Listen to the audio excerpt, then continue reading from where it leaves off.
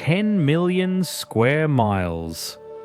For 2 centuries, that's how much of the world belonged to a single empire. It stretched from Europe to the Pacific, built by warriors who emerged from grasslands so vast they seemed infinite. Then it vanished, almost overnight. And in its place, a unique world took shape. Infinite horizons, impossible winters, cities that move, ways of life that evolved in one of the emptiest places on Earth. This is Mongolia, where the empire fell but the spirit endured,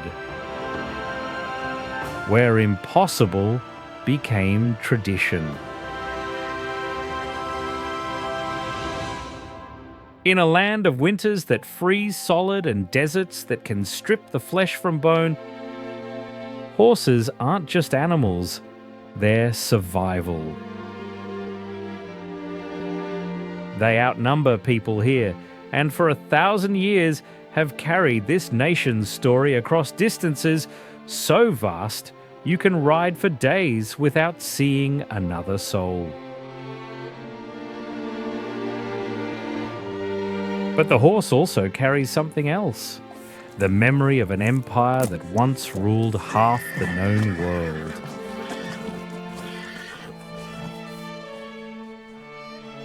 And in the heart of Mongolia, there's one valley where it all began, a place that still holds the secrets of how a people from the edge of the map could rise to dominate it. The Orkhon flows through golden grassland, peaceful as any country stream. This quiet valley seems unremarkable until you dig a little deeper.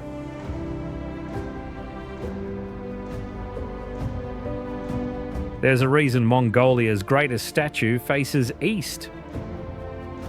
40 meters of steel and silver, Genghis Khan sits astride his horse, gazing toward the rising sun, the same direction his armies rode when they changed the world forever.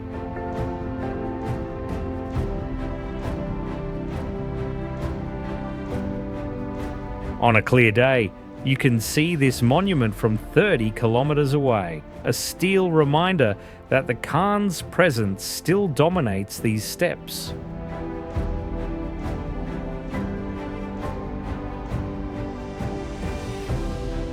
His enemies never slept easy because they knew that somewhere beyond that horizon, the Khan was always watching. And below him, bronze warriors on horseback stand ready to ride again, as if 8 centuries of peace might end at any moment.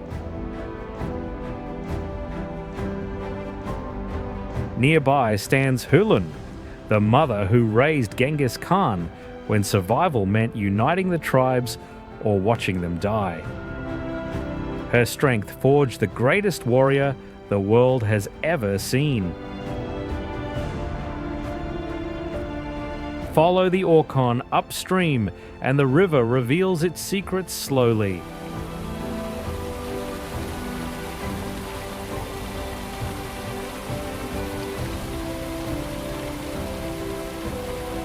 Where it tumbles over Ulan Tsutgalan waterfall, ancient water meets ancient stone.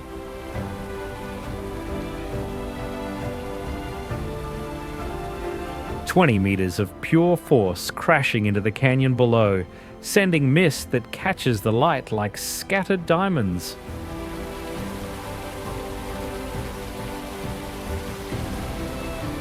The sound echoes off canyon walls like distant thunder, a rhythm that has carved these cliffs for thousands of years.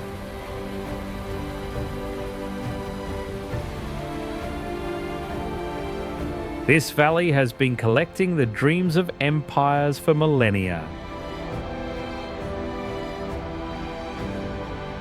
Long before Genghis Khan, sacred deer stones stood here, carved with running stags and sun symbols where shamans once spoke to spirits.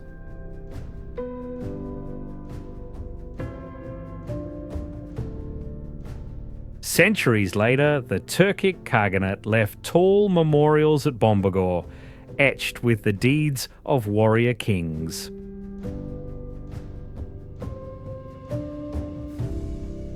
And when the Uyghurs ruled these lands, they built their capital, Kar-Balgas, whose crumbling walls still trace the outline of a vanished city. Layer upon layer, each civilization rose, left its mark, and disappeared. Yet the Orkhon Valley endured. Erdene Monastery stands like a fortress of faith, its white walls enclosing one of Mongolia's most sacred spaces.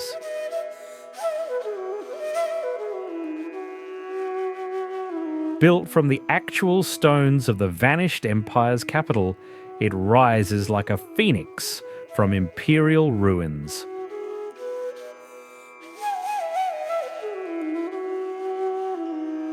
"108 stupas mark its perimeter, each one a prayer made solid, a meditation in stone." Inside these walls, Buddhist monks have chanted the same prayers for over 4 centuries. The monastery survived wars, revolutions, and purges that destroyed countless others across Mongolia. From the rubble of conquest, they built an empire of faith. But faith couldn't protect them from everything. At Ongi Monastery, walls that stood for centuries crumble into dust. In a single decade, the 1930s, Soviet purges nearly erased Mongolia's spiritual soul. These ruins don't just mark the death of buildings. They mark the moment when Mongolia almost forgot who it was. Yet in this same valley where empires died, something else refused to disappear. In the distance, a herd moves across the grassland with a rhythm older than any human civilization. These are Przewalski's horses, the last truly wild horses on Earth.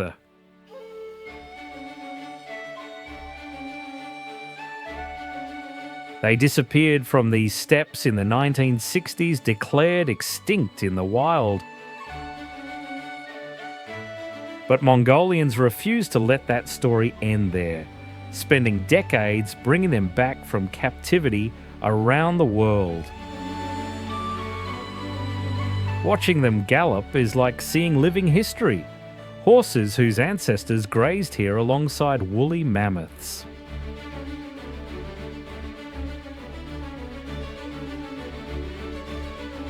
Not all of Mongolia's treasures are ancient or wild.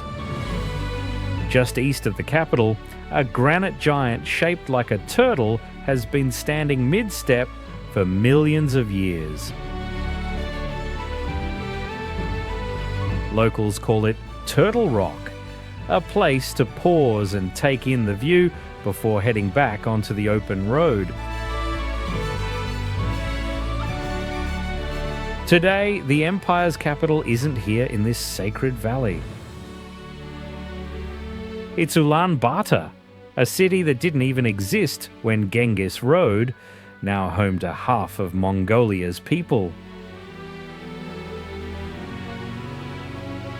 This is the world's coldest capital city, where winter temperatures can plummet to minus 40 Celsius, yet life pulses with surprising warmth. In the heart of the city, Gandantic Chinlen Monastery rises like an island of tranquility amid the urban rush.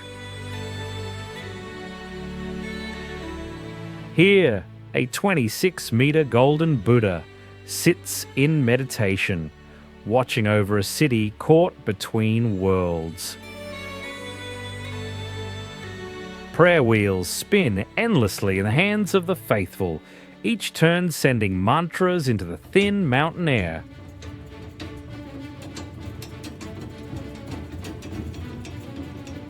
The same devotion that built Erdena Zoo from ancient stones now thrives amid apartment blocks and office towers.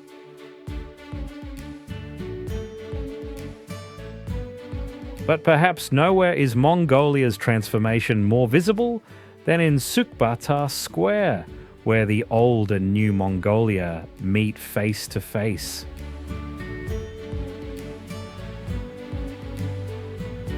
The Parliament building stands as a monument to democracy, while Genghis Khan still sits in bronze, watching over a government his nomadic mind could never have imagined. High above the city, at Zaisan Tolgoi, a Soviet-era memorial overlooks everything we've journeyed through so far. The sprawling capital, the sacred valley beyond, and the endless steppes that stretch to every horizon.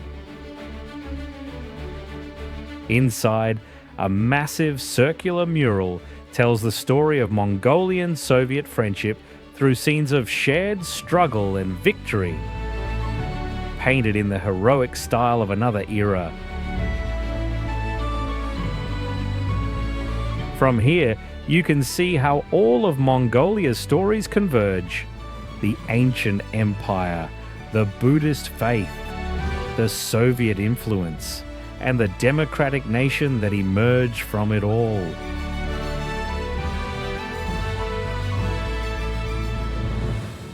From this valley, the world's greatest empire once rose and fell. But something deeper remained, a spirit that could survive anywhere. To understand its true strength, we follow the ancient route south, where the land becomes Mongolia's ultimate test.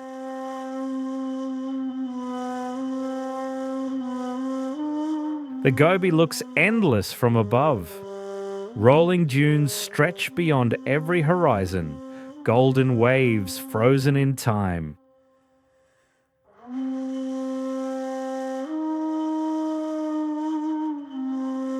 But this desert breathes with life that shouldn't exist, and every grain of sand holds a story. At Kongeren Els, the tallest dunes in Mongolia rise like cathedrals of sand. But listen closely as the wind moves across their peaks.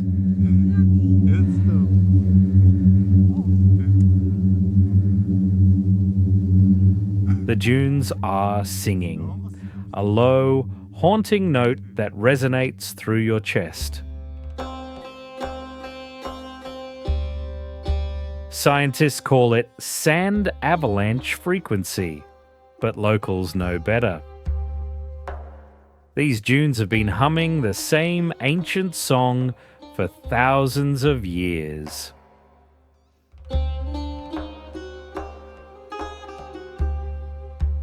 At Chagan Suvarga, white limestone cliffs rise like frozen waterfalls against the endless blue sky.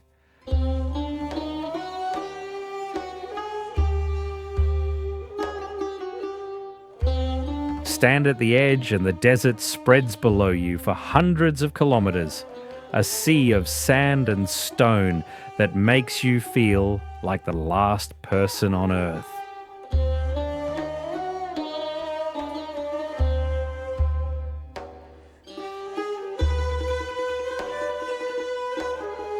These towering walls tell the story of an ancient ocean that once covered the Gobi.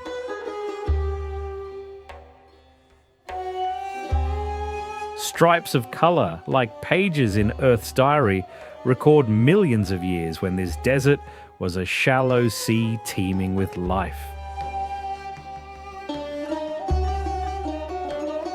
Marine fossils still emerge from the white stone. Shells and corals from a world that vanished long before the first grass grew on these steppes.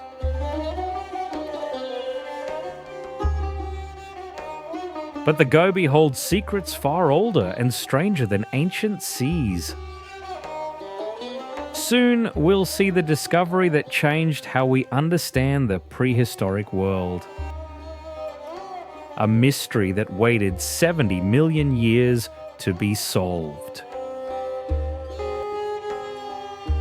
Scattered across this vastness, white circles dot the landscape like flowers blooming in sand. These are yurts, felt homes that have sheltered nomads for over 1,000 years. We'll step inside these remarkable dwellings later. But for now, just marvel at how something so simple can provide refuge in one of Earth's harshest environments. But a home in the desert means nothing without the right companion.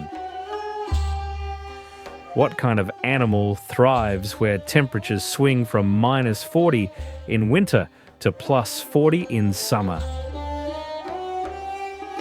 Meet the Bactrian camel. 2 humps, thick winter coats, and an attitude that says the Gobi doesn't scare them.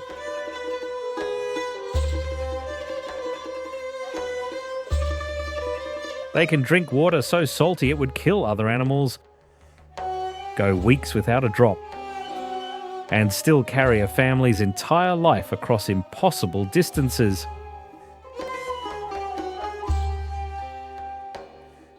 Watch a herder saddle one of these giants and you understand why the Silk Road ever existed at all.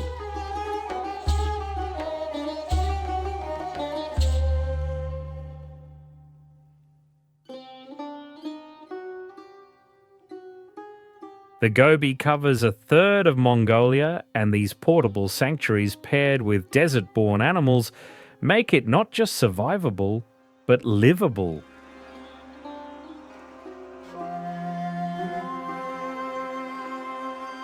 But survival in the desert requires more than shelter and camels.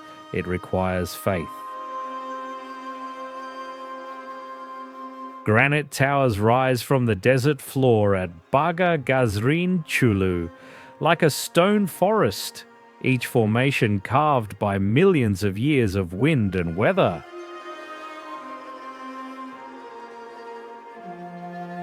But hidden among these rocks lies something unexpected. The ruins of a 17th century monastery where monks once sought enlightenment in absolute isolation. For centuries, nomads have stopped here to pray, leaving blue silk scarves that flutter in the desert wind.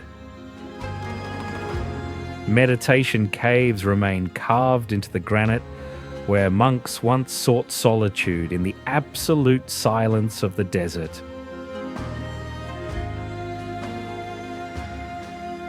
In the heart of this burning desert lies Yol Valley, where ice survives all year round.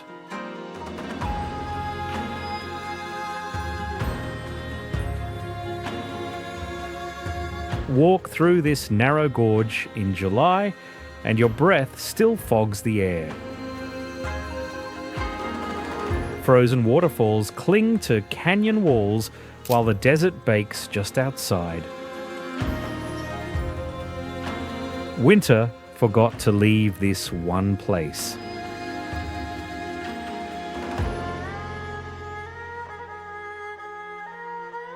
Sphinx Rock stands sentinel here in the Gobi, shaped by winds that have been sculpting this landscape since the world was young. Ancient Silk Road caravans once navigated by these landmarks, following springs and reading the desert like nomads still do today.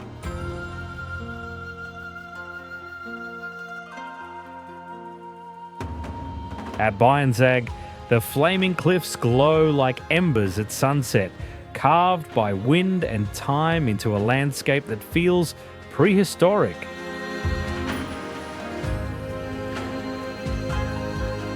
And here's where that ancient mystery finally reveals itself. In 1923, American explorer Roy Chapman Andrews made a discovery that changed paleontology forever: the first dinosaur eggs ever found.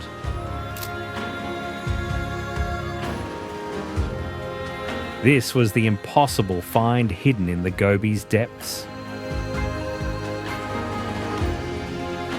Local herders had always found strange bones here, weaving them into legends of dragons that once ruled the earth. Turns out they weren't too far from the truth.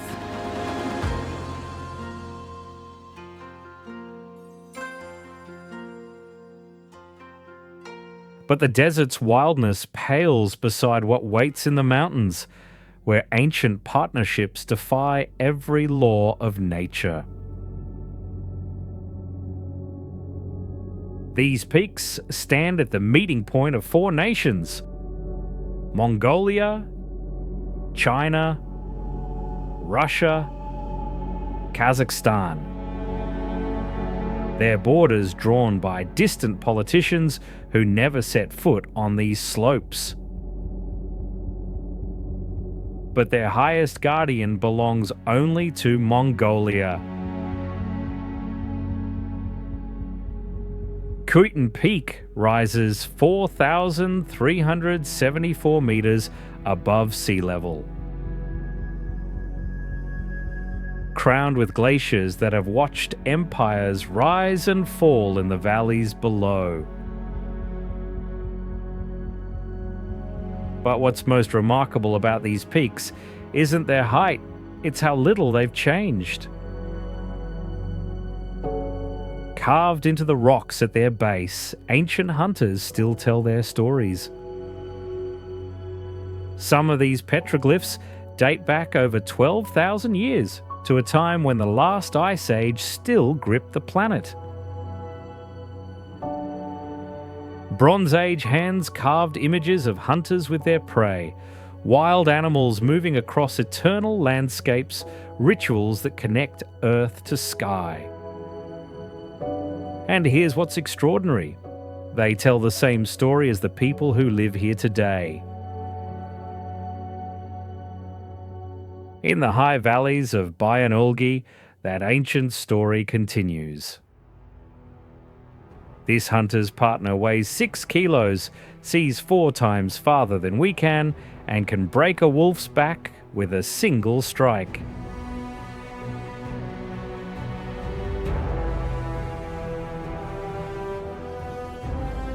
Meet the golden eagles, almost always female because they're bigger, more aggressive, and absolutely fearless. Their vision is so sharp, they can spot prey from over 2 kilometers away, turning these mountains into their personal hunting ground.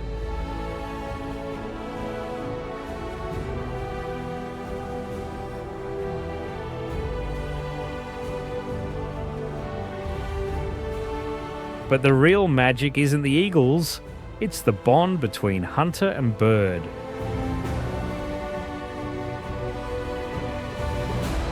Watch a Kazakh eagle hunter work with his partner and you witness a friendship that transcends species.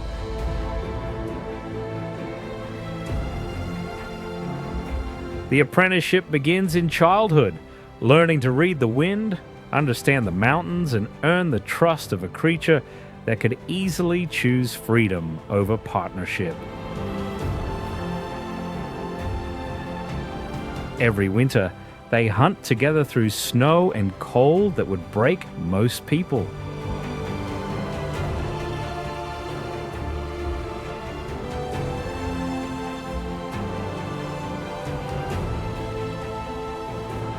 Every spring, the eagles are released to breed wild and free, returning only if they choose to.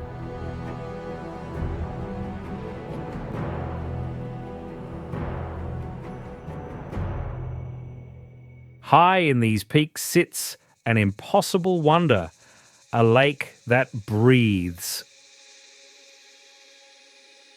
Geyser Lake bubbles with geothermal springs that create warm oases in a landscape where summer barely visits. Technically, this marvel sits just across the border in Russia, but the eagles don't recognize human boundaries. Neither do the hunters who follow ancient paths through these mountains, where the earth itself reminds you that some forces are more powerful than politics. These mountains shelter some of the world's most elusive creatures. Argali sheep with horns that spiral like ancient crowns.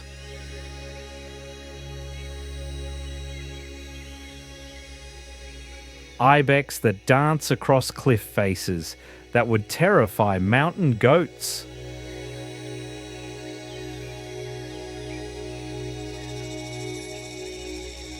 Snow leopards that move like ghosts through valleys where most locals will never see them.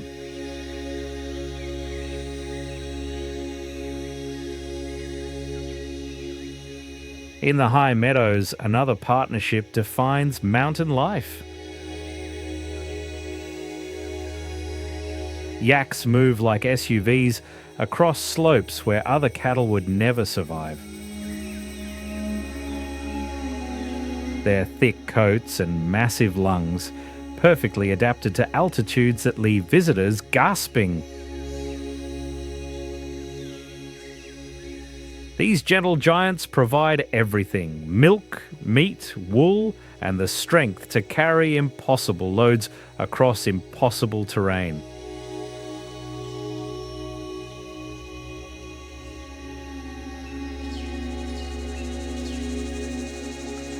Watch a herder work with his yaks, and you understand that in the mountains, respect isn't given, it's earned one step at a time.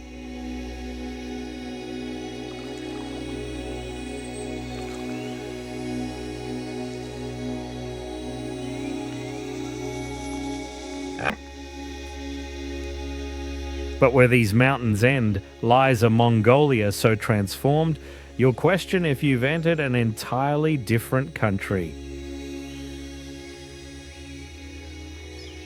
From the peaks of the Altai, we follow the ancient paths north, and Mongolia transforms once more. The snow-capped mountains give way to endless forests, and where glacial streams once carved through granite, now pristine waters stretch beyond every horizon. This is Lake Kovsgol, so pure you can drink directly from its surface, one of the cleanest lakes in the world. In summer, this northern frontier feels almost gentle. Green hills roll down to the water's edge, where herders graze their animals and children splash in shallows that seem impossibly blue. But don't let the summer warmth fool you. This same landscape will test every living thing when winter arrives. Enter the taiga forests that carpet these northern mountains, and you step into a different Mongolia entirely. Here, among the pines and larches, live the Duka, one of Mongolia's smallest ethnic groups, numbering only a few hundred souls.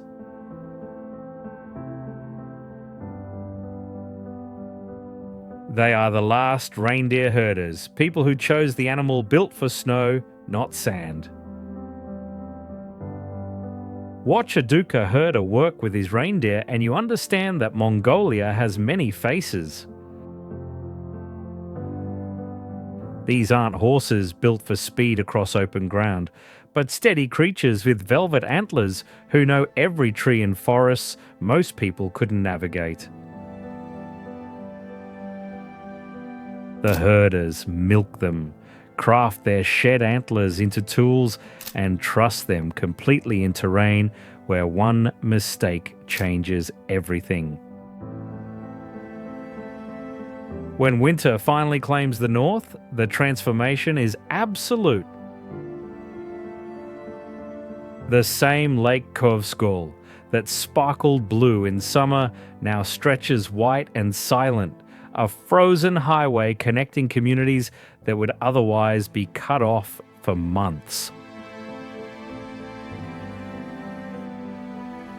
In Katgal, a small town on the lake's southern shore, winter means 6 months, where the outside world becomes nothing but wind and snow.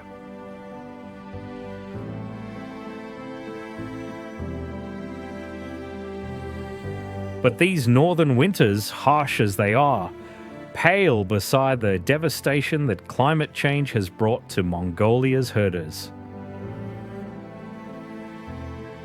Zud, the devastating winter conditions that can wipe out entire herds in a matter of days, have grown more frequent and more severe.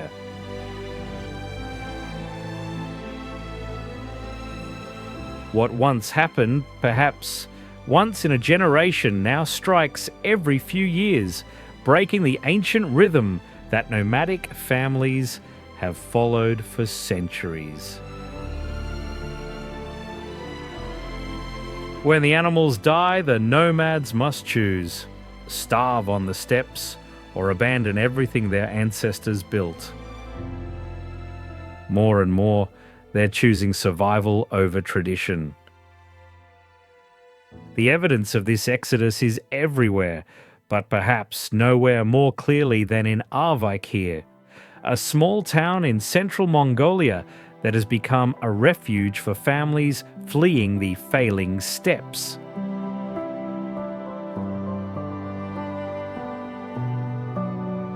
Arvaikir sprawls across the hills, expanding with each brutal winter that forces more families down from the north. The town breathes outward: new tin roofs, fresh wooden fences, clusters of yurts tucked behind permanent houses as former nomads settle into a life they never chose. Beyond its spreading edge, the steppe rolls away empty, increasingly abandoned by the very people it once sustained.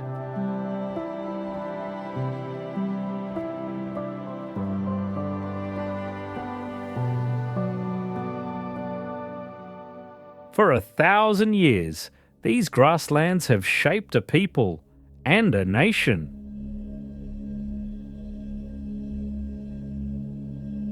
Here, where the horizon stretches so far it curves with the earth itself, riders gallop in formation across steppe that seems to breathe with the rhythm of hoofbeats.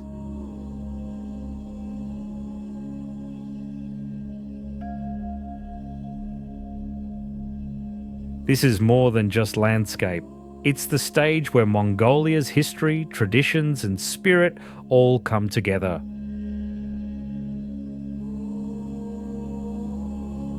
Throughout this journey, we've seen Mongolia's many faces. But here in these endless grasslands is where the country truly reveals itself.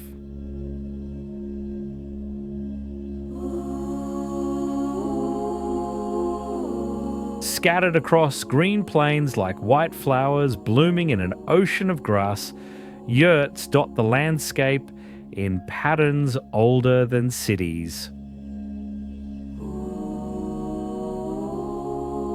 Over a quarter of Mongolia's people still live nomadically or semi-nomadically, following rhythms that have so far outlasted every empire that ever tried to change them.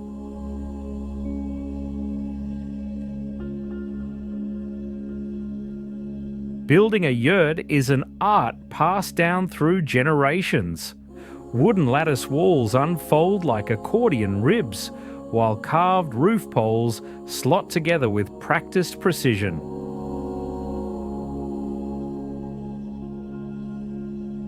Felt layers wrap the frame like layers of protection against wind and cold, secured with ropes that have held families safe for centuries.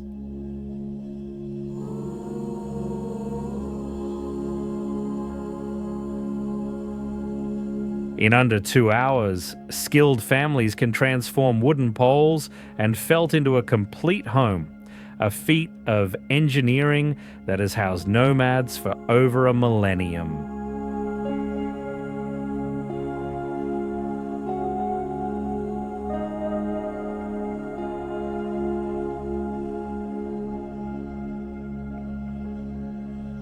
Step inside a yurt and you're welcomed into more than shelter. You're welcomed into family. The circular space flows around carved wooden poles painted bright orange and red, while the door faces south to catch every ray of sun. These homes can be packed in an hour, yet the hospitality inside feels eternal.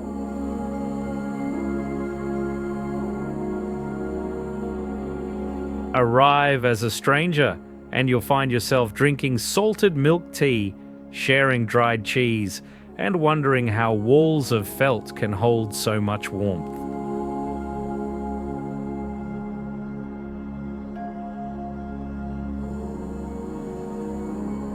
From these grasslands came the war steeds of Genghis Khan, horses so tough they could survive on grass alone and carry warriors further than any enemy thought possible.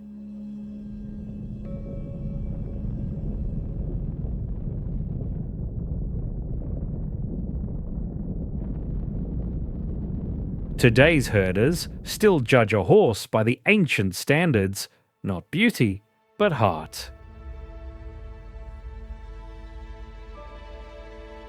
The horse remains the measure of the Mongol spirit, not just transport, but partner, teacher, and keeper of the deepest traditions.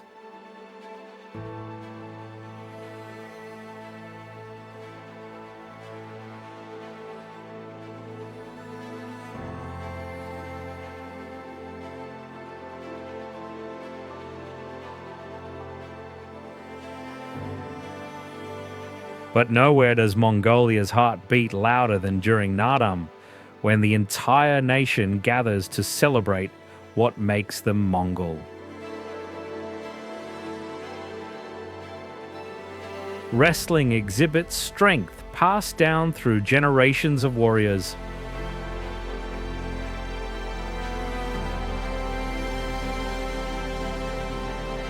Archery demands the precision that once decided the fate of empires.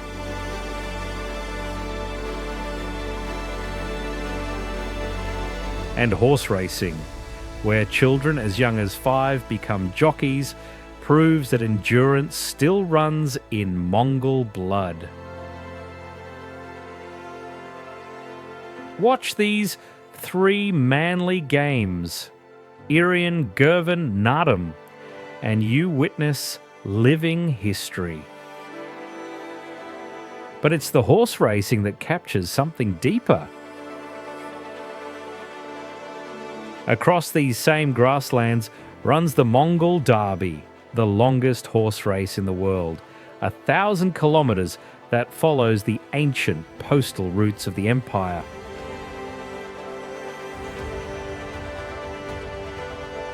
Watch the thundering hooves kick up dust clouds that drift across endless green, and you see why Mongol horses once carried messages and armies faster than any force on earth. They race across terrain that would challenge seasoned riders anywhere else, proving they carry the same fearless spirit that once conquered continents. Every rider who climbs onto a racing horse carries forward traditions that stretch back to when these grasslands ruled the world.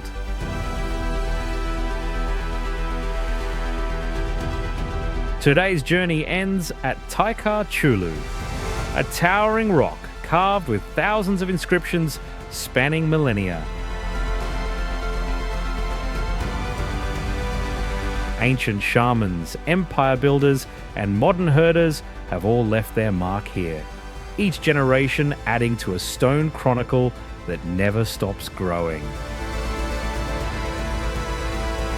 This is Mongolia's true monument, not to conquest, but to the unbroken spirit of people who chose to call this impossible place home.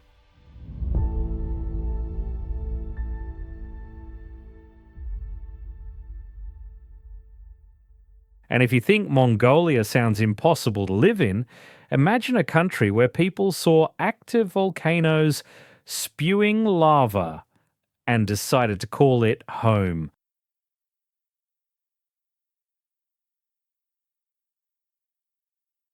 Click the video on screen to see how Indonesians turned the world's most dangerous islands into paradise.